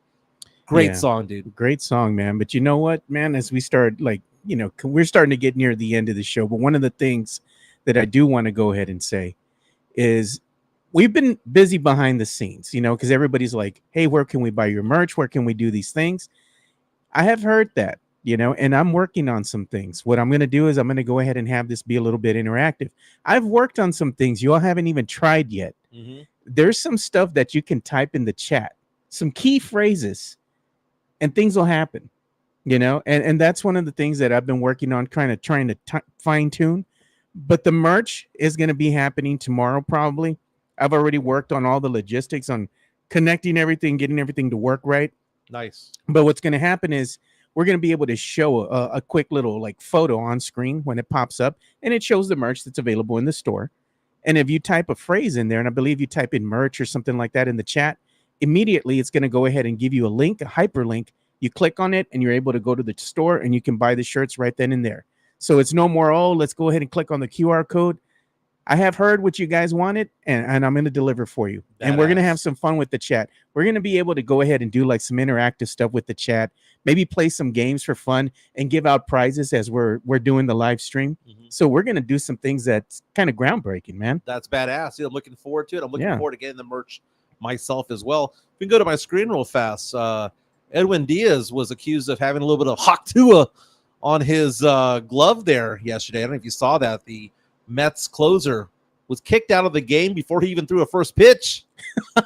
I do appreciate the Haktua reference, but here he is. They were checking out his glove before he even went out there to pitch in the 9th inning. And they're checking his glove, and they said a banned sticky substance. He got thrown out of the game. People are joking that it was sweet and sour sauce from McDonald's. Jeez, bro. Dude, baseball is all about cheating, dude. That is all about cheating. He's like, what do you mean? What do you mean? Look at my glove. It's courtesy of ESPN, by the way, on Twitter. He hadn't even thrown a pitch yet. They got thrown out of the game. Damn. This is so great. This is so great. Edwin Diaz, if he wore pinstripes, had the best violent conviction on his record. Has to go wash his hands. But anyway, you know who I like hearing like talk about stuff like this? Yeah. Pitt. Pitt always has something funny and interesting to say when it comes to this kind of stuff. And he's smooth with it, man. Pitt is such a funny guy, dude. It is the 40-year anniversary over the weekend was anyway, the 40-year anniversary of the movie The Karate Kid. Joe, you know I didn't watch a lot of movies growing up. Was this one? But this is one of the ones that was in constant rotation at the Jimenez household. Ralph Macchio, Pat Morita, The Karate Kid, Billy Zabka, which has now transformed itself into a hit Netflix show for several seasons, Cobra Kai. Now, several things about this movie that I researched about it that I found to be funny. Sylvester Stallone hates this movie because he says it's a ripoff of Rocky. Oh, everything to him is a ripoff of Rocky, man. Well, the producers even say that they were looking for a Rocky-like movie. Okay, first of all, you had the Italian Stallion. Danny LaRusso is what? Daniel LaRusso is Italian. You had Rocky Balboa with his old school mentor, right? The trainer, Mick. And then you got Pat Morita, the old school guy as well, right? Yeah, man, but they didn't have Ralph Macchio chasing chickens or nothing, man. Come on. He was doing the wax on, the wax off. He was catching flies, baby. With the chopsticks. Remember when he had him in the damn boat and all that? Yeah, trying to balance him out. Oh, God. Man, Pat Morita had Ralph Macchio doing all sorts of yard work. Yeah. Washing the cars. He's getting cheap labor off the kid, man. I like it. I loved it. The retrospective of it, though, is the fact that Ralph Macchio apparently was hired because he was the wimpiest of all the ones that auditioned. That there were people out there like the Johnny Depps of the world or the Robert Downey Jr.'s of the world who wanted in on this movie, but they were like, no, we need to have a wimp. And Ralph Macchio was on The Outsiders, right? So here's the thing: he goes out there, and he looked frightened of Billy Zabka, who played the leader of the Cobra Kai, the lead teenager of the Cobra Kais. And he goes, and that the guy, Billy Zabka, got the job because he started yelling at the director and producer in character. That he kept doing the character. He was, what is that called again? When you live it, you I'm in character. You're character the entire character. So so he started yelling at them as though he was Johnny Lawrence. Yeah. And they're like, that's our guy. And that Ralph Macchio looked scared of him. And because Ralph Macchio looked scared of him, that's the whole point of the movie. It's the whole point of the movie. Pat Morita was not wanted because he was known as the silly dude from Happy Days. Yeah. It is great. I've met him, actually, both of them, at one of the conventions here. I met not only the sensei, but I met, Zapka, Oh, Johnny, wow. Yeah. together. They were together when I met them. They were right next to each other.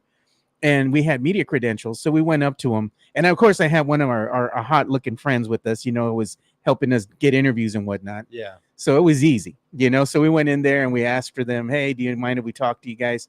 Both of these guys were really cool, man. They took pictures with us and everything, talked to us. We got interviews out of them and everything. And this was before they came out in Cobra Kai, years before. Mm-hmm. But both of them great guys, man. They're nothing like the characters that they portray. They're just good people. I think I would party with Billy Zapka, dude. He seems like he's such a great guy, man. And if you see interviews with him, he just seems so like down to earth and humble. He's funny though. Like you talk to him. Did he win an Academy Award for like best short? Like yeah, I think he did. Some weird like when Kobe Bryant won one, Yeah. But this movie came out. It was released June 22nd, 1984. Considered a sleeper hit in the sense that it became a hit not because it was marketed, became a hit because of word of mouth. $8 million budget, made $131 million at the box office. That's a great return, Joe. When you turn 8 to 131, one of the highest grossing movies of 84. Pat Morita was nominated for an Oscar for this movie. Did you know that Miyagi was nominated for an Oscar? Did you know that the person who created this movie had taken karate lessons in the past, and that the guy that he had taken karate lessons from in the past was named Miyagi? Yeah, that was part of his name. But what a great cast: Ralph Macchio, Billy Zapka, Elizabeth Shue, Allie with an I. Oh, come on. We're of a certain age when we're seeing her. Dude, okay, first of all, bro, when Elizabeth Shue comes out in this movie, I am 8 years old, right? And I'm looking down at my pants, and I'm like, why has it gone from 6 to 12? Man. Why has it gone from 6 to noon, right?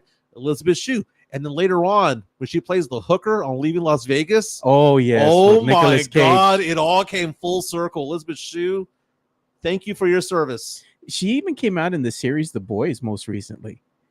She's still looking good, man. At her age, great. Dude. She's still great. Joe Gonzalez saying, is that Rocky money? Not really. I mean, Rocky was nominated for Best Picture. Actually won, if I'm not mistaken. Sith Elias saying Rocky is greater than the Karate Kid. Now, the Karate Kid had the sequels as well. They went to Okinawa. Yeah. Karate Kid 2. That one actually was pretty good.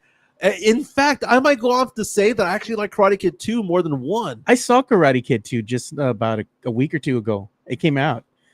Flipping through the channels, and I was like, oh, man, look what's on, So I sat there and watched it. It was pretty good. It's kind of like revisiting Miyagi's past. Like he has to kind of go back. Yeah. And he has to kind of face his past again. And face some old friends that he had beef with and all that kind of stuff. Danielson getting into trouble again because Danielson falling in love with the Asian persuasion. There you go. Hey, man, she's she still was hot, cute, and dude. She's still hot now. Still cute. Yeah. She's 6 years old, bringing it these days. Here are the actors, according to Wikipedia and also the retrospective that I saw over the weekend, who were auditioned or considered for the part of Danny LaRusso.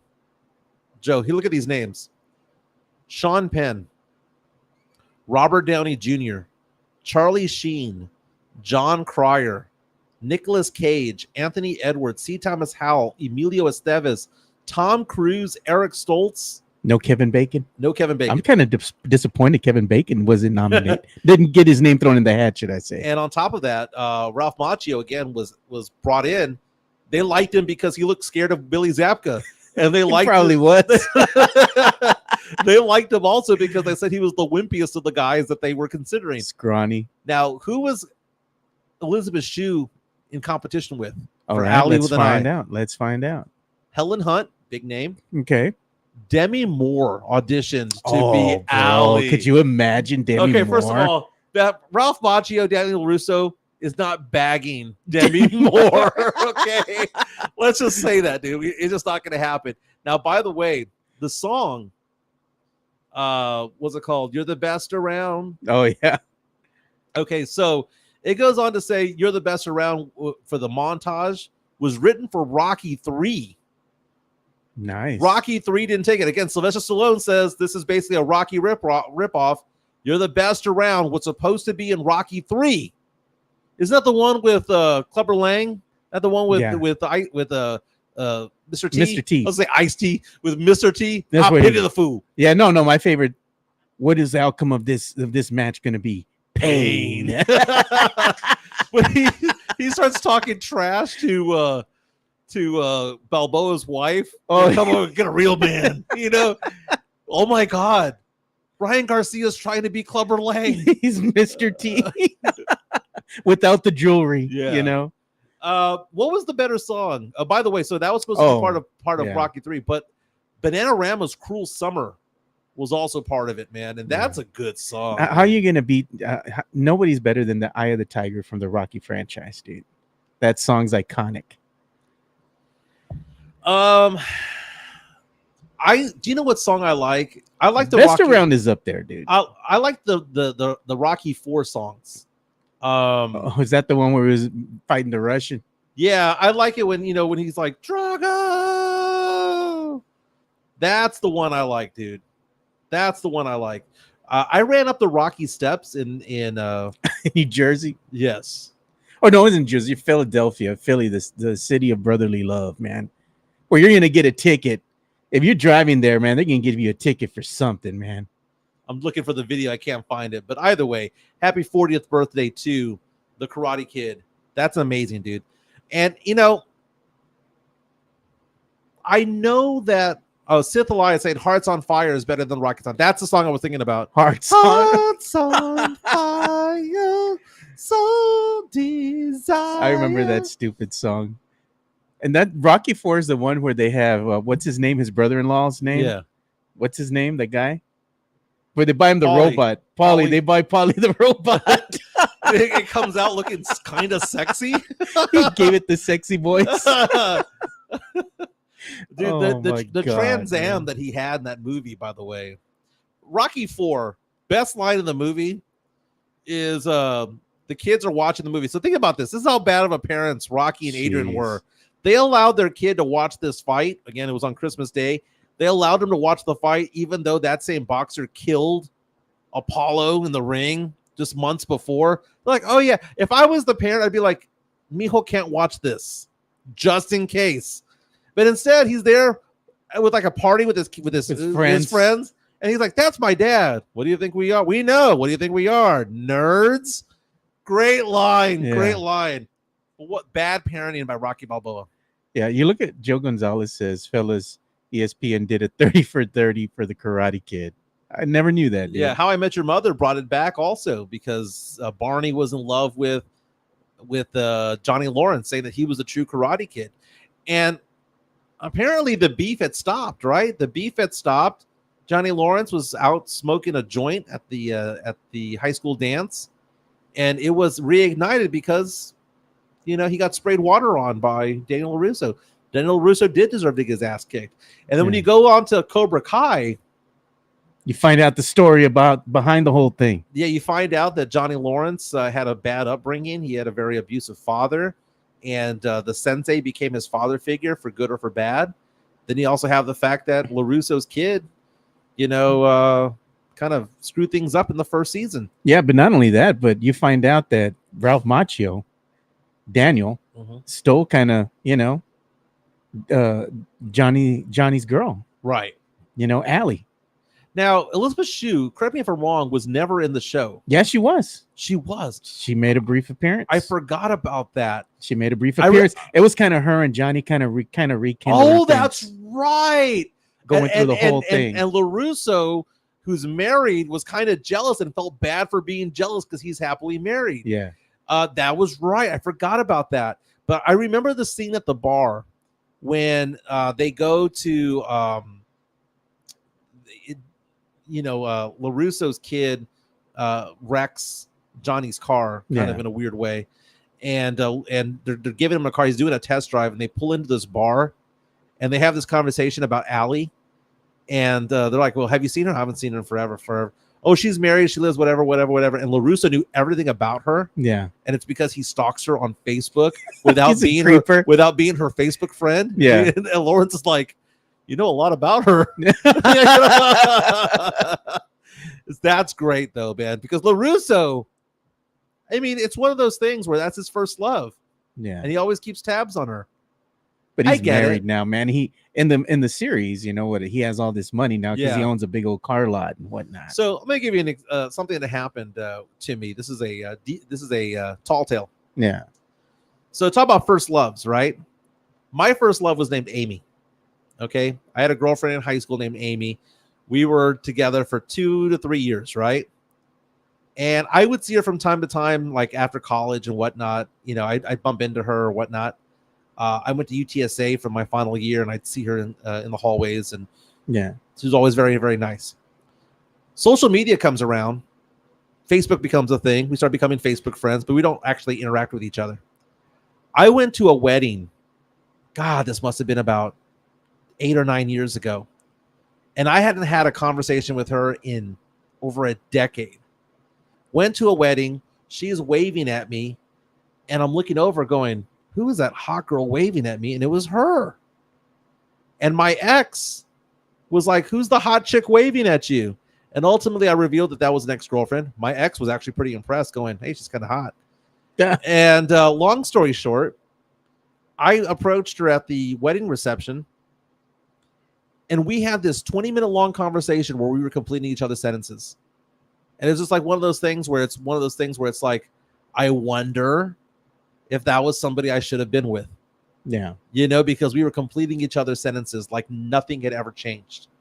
It was so crazy. So now you have Daniel LaRusso's character, happily married, beautiful wife, beautiful kids, incredible house, all of this wealth that he had from building these car dealerships after Karate Kid into Cobra Kai.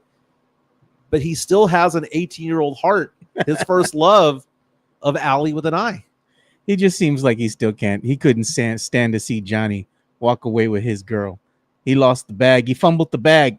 They both fumbled the bag. And you know what? She was better off because of it. Because she would never have had become a doctor, I think is what she became. Yeah, she became a doctor. Would never have had that if it wasn't for her getting away from both of those guys. And neither one of them deserved her. But it's funny because a lot of times people will look back at their past loves. And that is the curse of social media, is that you can just type in, you can go Google, and I can type in my ex-girlfriend's name right now on social media, find 500 photos of her. Yeah, that's a curse. But the saying is, you know, like it didn't work out with your past loves or whatever, your old girlfriends or whatever. Mm-hmm. Just remember that one saying that one of my friends' brothers always said. Doesn't matter how hot she is, somebody somewhere is tired of her shit. No truer words have been said. Again, we're gonna have a NBA draft party on Wednesday night. It's gonna be at Pete's Place over in Old Town Helotes. If you haven't been there, it is a fantastic place to watch a sporting event. I like watching NFL games there. Don't get me wrong, I have an affinity for the Rue Pub, but the Rue Pub's going to be packed because Sports Star is doing their thing over there. Then we have the Rock, which I guess would have been great if we had a quartered off section. Yeah, I don't know how you can have a party over there, dude. I logistically, I don't see how parties are going to happen at the Rock. You could just have you and one other person, and you just sit down with the masses and just watch it. Watch the show, but it's not a party for like your people. No, you can't get groups. It's going to be hard, and I understand the logistical aspect of things. Trying to get a section quartered off there on the grass or what have you, a prime viewing spot, and you're not going to be able to hold that. So I have video right now that I'm showing right now of Pete's Place. So if you want to check this out, this is in Old Town Helotes. There's an indoor I thought area. that was Angel, the guy with the cap. Kind of looks like our good friend Angel. Angel will probably be out there. No, but I thought that guy legit was Angel at first. Yeah. But you have the screens all around. But if you go on the outside, my finger started covering the screen here of my camera phone. But out there with the big screen, out there where my finger is pointing, if you will, that's where we're going to be. We're going to be in the outdoor area. They have a restaurant kind of attached to it. It's kind of like a kitchen. Yeah. So if you want burgers or tacos or whatever the case may be, that can be there. But they've got good drink specials. This was a Tuesday night. Apparently it's happening on Tuesday. Nice. Hopefully it's not that crowded on Wednesday. I mean, I wouldn't mind a crowd, but it was hopping, man. Not that crowded, But they have good drink specials. And they were like, you want to have a party here on a Wednesday? Have at it. Are they going to have karaoke on Wednesday? They have actual stage for real singers. I don't think they do karaoke over there. I wanted to see if you were going to serenade us. But look at that. Look at this area right here. Look at this area right here. Okay. So I'm going to pause that right there. That's a nice looking area, man. And we have these tables. Kind of reminds me of the friendly spot. It kind of does, but the friendly spot has no place indoors for you to kind of cool off. Yeah, no, it's all outside. Here you can go in and cool off for a little while if you need to. But basically, this courtyard right here is Alamo City Sportscast area. Head over fist reaches out and says, what time is the get-together? The get-together is starting at 6 o'clock because the draft starts at 7, right? So the Spurs will probably be picking their first pick. If the Spurs hold on to the number 4 spot, we'll probably pick around 7:30. Yeah, me and Mike will probably be there around 6 because we got to make sure we get everything set up and whatnot. Get there early, make sure all the logistical stuff is finalized, and we're sure that people will start trickling in around that 6:20 mark, 6:30. We'll start seeing some familiar faces start rolling through. So yeah, we're looking forward to it. Again, it's going to be Wednesday night. This is in Old Town Helotes. It's called Pete's Place. Basically, if you know where Flores Country Store is, it's across the street, but further down the street by about half a mile or so. It's a good place, dude. Will Mike be doing keg stands? If there is a keg to stand on, I would. But better question is, are there 3 enough people strong enough to hold me? Look at that. Is Mike going to drink more than 2 beers? Probably not, because after 2 beers, you'll be pretty full. Dude, I will be down in shots, dude. I'll be down in shots. Again, stick to your diet and Jack or something, Yeah, the draft is going to be Wednesday night at 7. There's a second part of the draft, which is Thursday night, which is the second round, but no party for that one. We're only going to party for the first rounders. Here's the thing, though. We were talking earlier about CBS Sports releasing its final mock draft before the draft on Wednesday. The final mock draft, according to their sources, according to all of those people, they're saying number 1 overall, Zachary Reed-Sarchet going to Atlanta. That Atlanta's going to hold the spot. At number 2, they believe that Alex Sarr, the center from France, who played in Australia, is going to go number 2 to Washington. And they believe at 3, the Rockets are going to create chaos. Yeah, I was going to share this too. Our good friend of the show, Tim Gonzalez, he had been in here a couple of times already. Ariana? Yeah, and he was just saying, hey, U.S. won the gold medal, and there's a local there that's part of the women's, team right now, which is Ariana, so we just going to say congratulations to her, local girl. Ariana Roberson, I believe from Clark High School, if I'm not mistaken. Yeah, local girl, man, bringing home that gold medal. So good on her, bro. That's amazing. Now, let's go ahead and let's talk about the chaos created. The chaos created if the Rockets do drop from number 3, as suggested by CBS Sports, trading with Memphis. The Spurs would be there with the decision to make between Reed Shephard and Stephon Castle. That right now the Spurs are going into the draft thinking that Stephon Castle's probably their guy. But if Reed Shephard's there at 3, 6'3" guard, 2.5 steals per game, but most importantly, shoots 52% from 3, can knock it down from everywhere. The comparison, according to the Ringer, Steve Nash and Derek White reincarnated. Again, may not be the best of all of them. If he's 70% of each, I might take it. But that's an interesting dilemma for the Spurs to have. Reed Shephard has been to the Rocket La Cantera. He has worked out for the Spurs. I wouldn't be against it. Don't get me wrong. My heart is set on Stephon Castle because that was my guy in college. Yeah. But the Spurs have an affinity for players from Kentucky. And Joe, if he's the guy, are we going to be celebrating? Are we going to be toasting to Stephon Castle? I would not be mad with Stephon Castle. I wouldn't mind Reed as well, Reed Shephard, So let's see what the Spurs decide to do. I'm looking at past picks that the Spurs have had over the years. I'm looking for Kentucky. Keldon Johnson. Spurs took Keldon Johnson in 2019, the 29th pick overall in the first round. Keldon Johnson was actually considered to be a top 15 talent, top 20 talent that year. The Spurs got him at 29. Spurs got Luka Samanic at 17, if I'm not mistaken. But look at the last drafts the Spurs have had. Last year, the Spurs drafted Victor Wembanyama, Rookie of the Year. Spurs drafted Leonard Miller, never heard of him. Sidy Cissoko was taken number 44 by the Spurs, and he'll probably be on the Spurs roster this year. He balled out in Austin.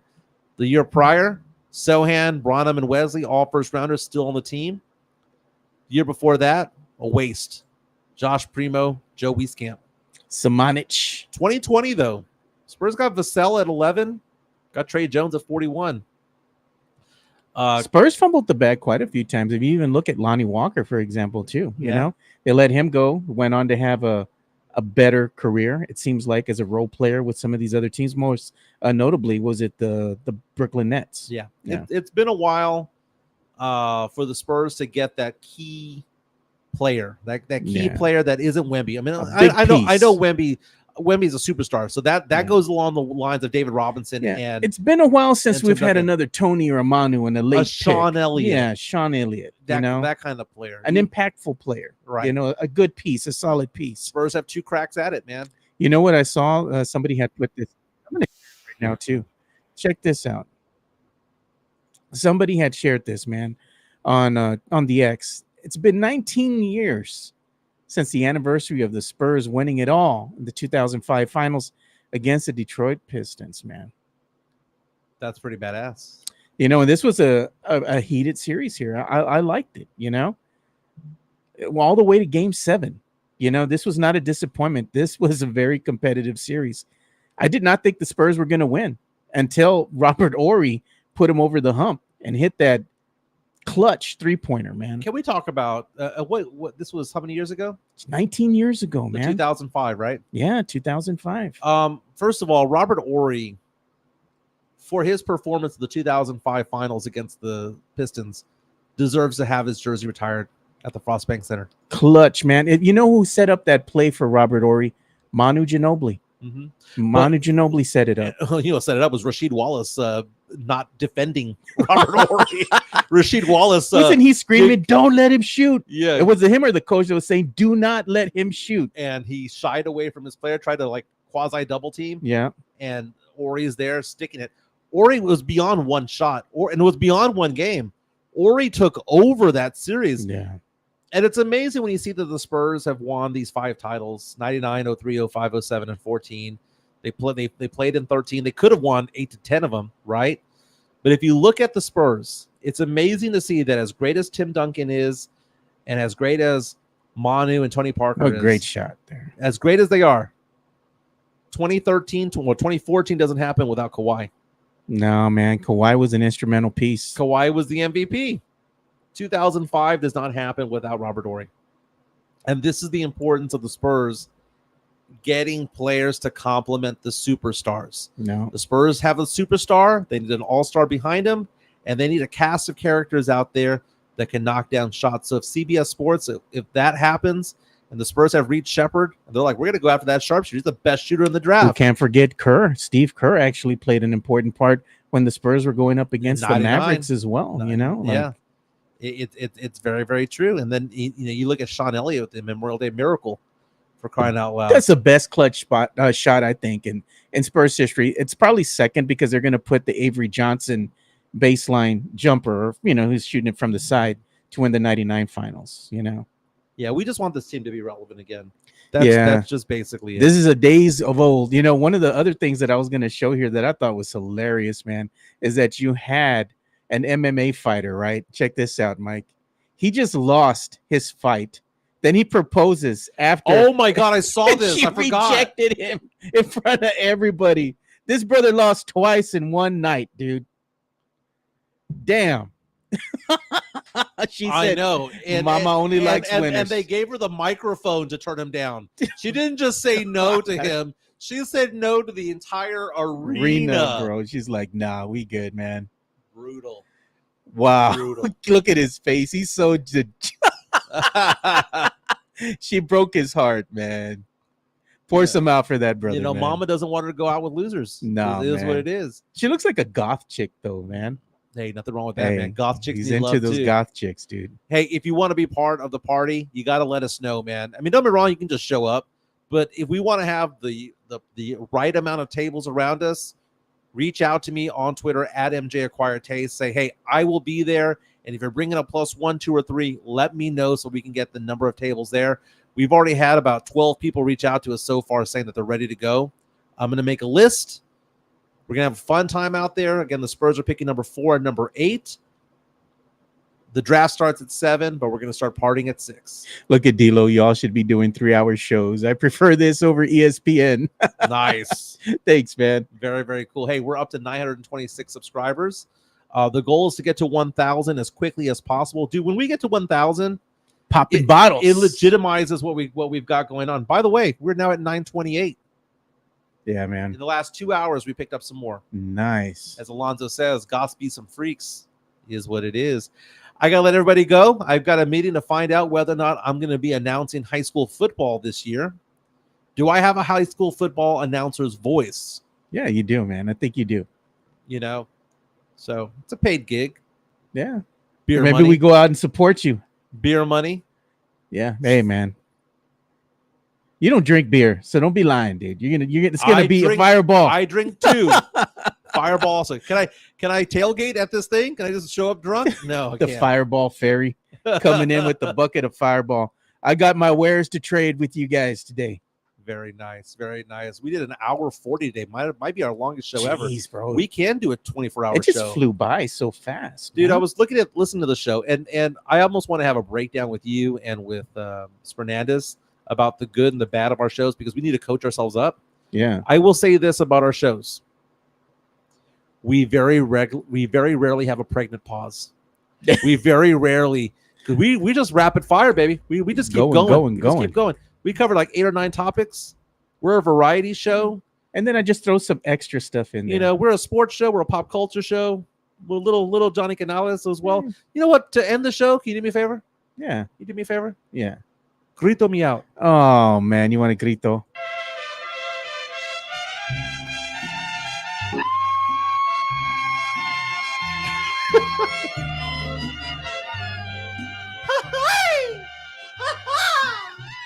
I like this part right here.